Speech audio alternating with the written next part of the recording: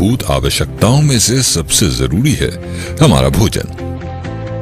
लेकिन क्या आप जानते हैं, हमारे भोजन में जरूरी पोषक तत्व तेजी से गायब हो रहे हैं। मतलब हमारा पेट तो भर रहा है, लेकिन इंपॉर्टेंट न्यूट्रिशन नहीं।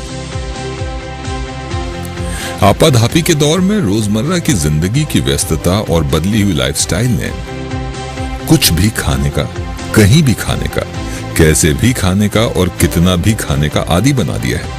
फास्ट फूड, जंक फूड व स्ट्रीट फूड हमारी जिंदगी का अहम हिस्सा बन गए हैं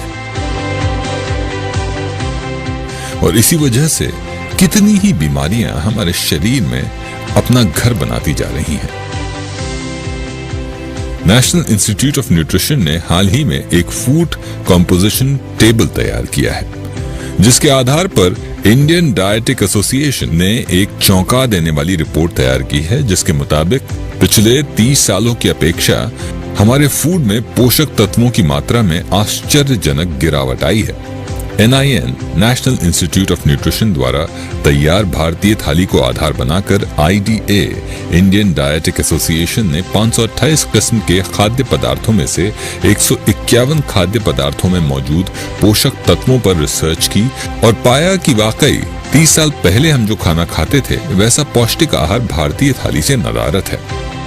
IDA के मुताबिक आज गेहूं में 9%, बाजरे में 8.5% कार्बोहाइड्रेट की कमी आई है।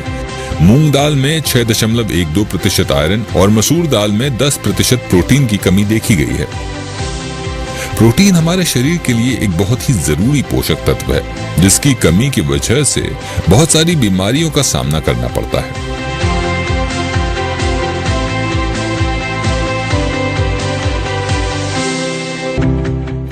आलू और टमाटर जैसी सब्जियों में विटामिन बी, मैग्नीशियम और जिंक जैसे पोषक तत्वों में 66 से लेकर 73% की कमी दर्ज की गई है। फलों का हाल भी कुछ ऐसा ही है। केवल सेब में 60% आयरन की कमी आई है। लिस्ट और भी लंबी है जो आपको हैरान कर देगी।